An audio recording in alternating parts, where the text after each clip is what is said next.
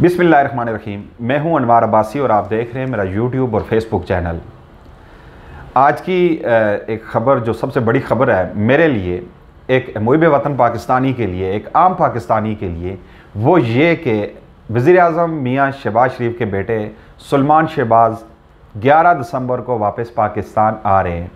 आज Islamabad high court में अमजद परवेज़ उनके वकील पेश हुए। उन्होंने कल पिटीशन दायर की थी और आज इस्लामाबाद हाई कोर्ट ने उनकी हिफाजती ज़मानत मंजूर करते हुए ये अहकामात जारी किए कि उन्हें गिरफ़्तार ना किया जाए और 13 दिसंबर को वो हाई कोर्ट के सामने सरेंडर करें।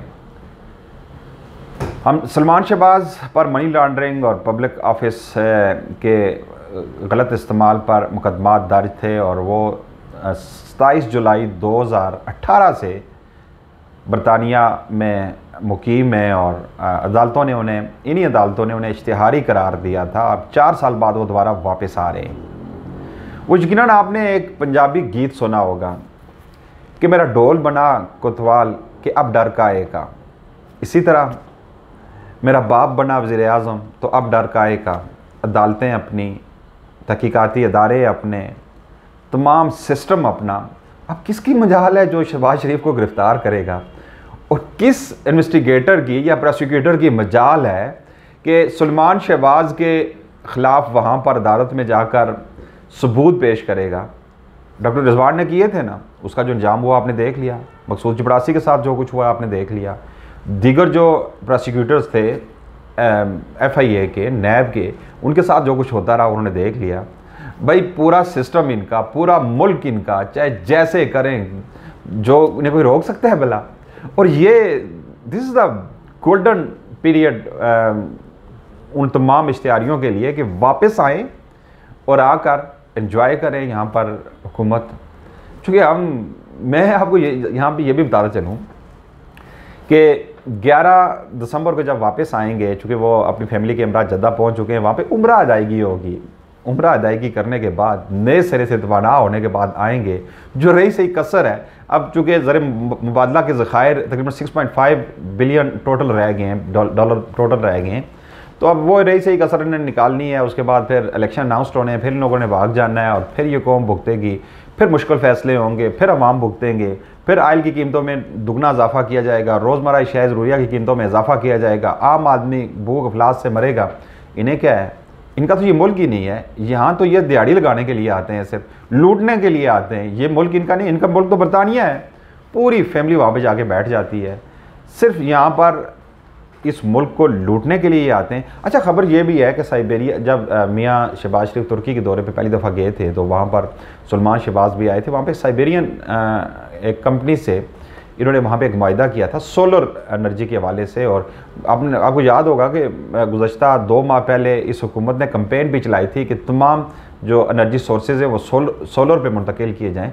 चूँकि सोलर ये इंपोर्ट कर रहे हैं, सुलेमान शहबाज की कंपनी है वो इंपोर्ट कर रही है। इसके अलावा नहीं, खैर सोलर इंपोर्ट करने की ज़रूरत क्या है, इनका मुल्क अपना है, ख़जाना अपना है, जितनी जी चाहे लूटें और वापस चले जाएँ, यहाँ कौन पूछने वाला है।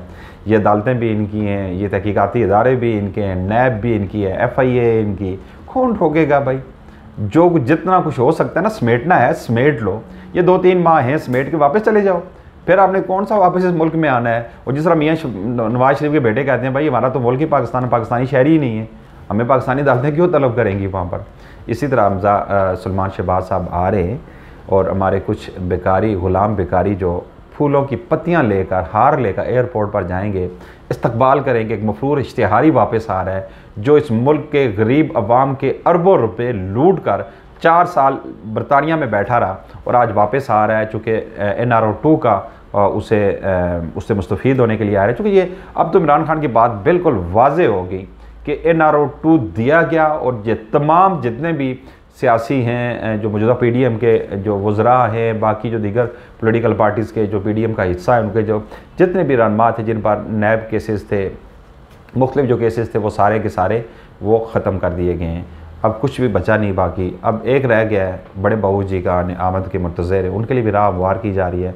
और मौजूदा हुकूमत का कबल अज़ वक्त इलेक्शन ना कराने की सबसे बड़ी वजह भी ये है कि मियाँ नवाज शरीफ के लिए फ़ज़ा सज़गार कर रहे हैं। NRO-2 तो हो चुका है, मायदा हो चुका है, उन्होंने वापस आना ही है और अवाम को बेवकूफ़ बनाया जाएगा और वो आएँगे वापस और एक मरतबा फिर एक इनकलाबी लीडर की तरह उनका पुरतपाक इस्तकबाल किया जाएगा, पूरे सरकारी वसाइल इस्तेमाल किए जाएंगे और फिर उन्हें एक हीरो के तौर पर यहाँ पर, चूँकि हम लोग चूँकि हमारी सोचें महदूद है ना, हम अपने जहन का, अपने दिमाग का, मैं समझता हूँ कि 0.5% हम लोग पाकिस्तानी इस्तेमाल करते हैं। अगर थोड़ी सी हमें वुसअत ख्याली हो ना, हमें पता, अगर थोड़ी सी सोचने की सलाहियत हो, ग़ुलामी का जो हमारे ऊपर, जो हमारे असाब पे सवार जो एक खोल है ना, वो उतरे तो हमें पता चले, हम कुएँ से बाहर निकले, हम कुएँ के मेंढक के दरअसल कुएँ से बाहर निकले तो हमें पता चले कि असल में ये क्राफ्ट टोला है क्या, जिन्होंने 70 साल इस मुल्क को लूटा और एक मरतबा फिर लूटने के लिए इकट्ठे हुए, अपने ज़ाती मुफादात के लिए, अपने केसेस ख़त्म कराने के लिए। अवाम को कौन सा रिलीफ मिला है? कोई दोस्त मुझे बता दे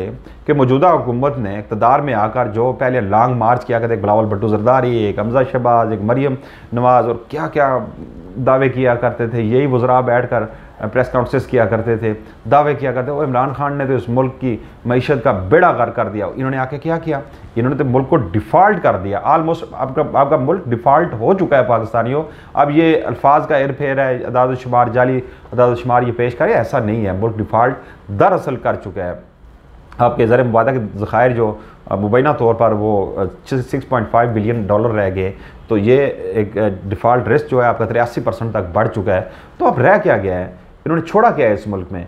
दुनिया भर में पेट्रोल की कीमतें कम हो रही हैं, चूँकि आलमी मार्केट में जब पेट्रोल $129 फ़ी बैरल बिक रहा था, तो उस वक्त इमरान खान इस कौम को 149 रुपये पर लीटर पेट्रोल दे रहा था। और तब ये कह रहे थे कि भाई एक गरीब, बड़े बड़े इश्तरार नेशनल टीवी चैनल्स पर, इसके अलावा कौमी अखबारात में चला रहे थे कि मैं एक टैक्सी ड्राइवर हूँ, मैं 149 रुपये का पेट्रोल कैसे ख़रीदूँ। आज वही टैक्सी ड्राइवर बेचारा 224 रुपये का लीटर ख़रीद रहा है, जबकि आलमी मंडी में पेट्रोल की कीमतें, क्रूड ऑयल की कीमतें कम तरीन सतह पे चली गई, $73 फ़ी बैरल पे आ गई हैं। लेकिन इसका बराह रास्त अवाम को फ़ायदा नहीं दिया जा रहा।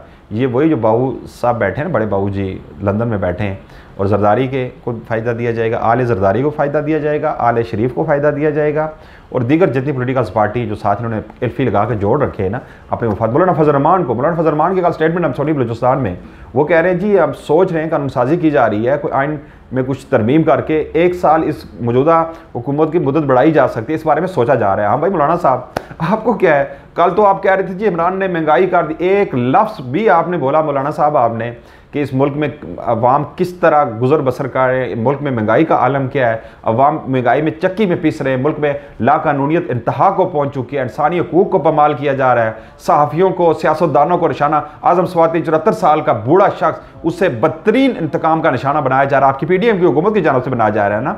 FIA आपके मातहत अदारा है ना, वज़ारत दाखिला के मातहत, उस शख्स की अब ज़मानत तक नहीं ली जा रही। आज सुना है कि जज साहब ने कह रहे हैं कि मैं छुट्टी पे जा रहा हूँ, भाई उनके केस की समाअत मुलतवी कर दी गई है, उन्हें ज़मानत नहीं। आज़म स्वाति ने ऐसा कौन सा जुर्म कर दिया?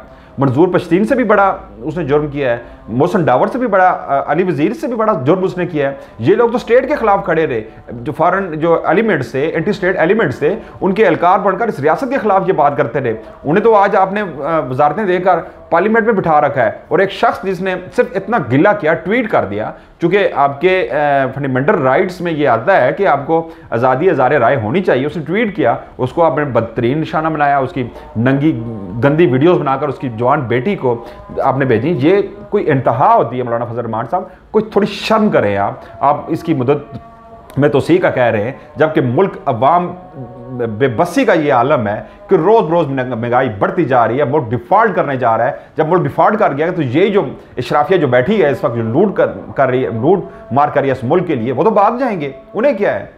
अब जिस तरह एक वो इश्तिहारी आ रहा है जिस पे अरबों रुपए के करप्शन, मनी लॉन्ड्रिंग के और पब्लिक ऑफिस होल्डर के गलत इस्तेमाल के जो केसेस हैं जो बनाए गए थे, वो इल्ज़ाम लगा रहे शहजाद अकबर ने नाजायज़ केसेस में बनाए थे।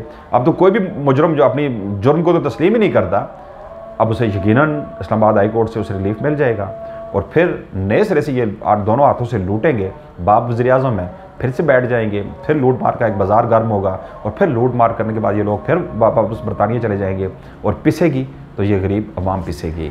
पाकिस्तानियों सोचो ज़रा, खुदा का वास्ता है सोचो, इस कुएँ से बाहर निकलो, देखो कि ये लोग क्या करते रहे हमारे साथ, हमारी नस्लें मकरूज़ कर दी हैं।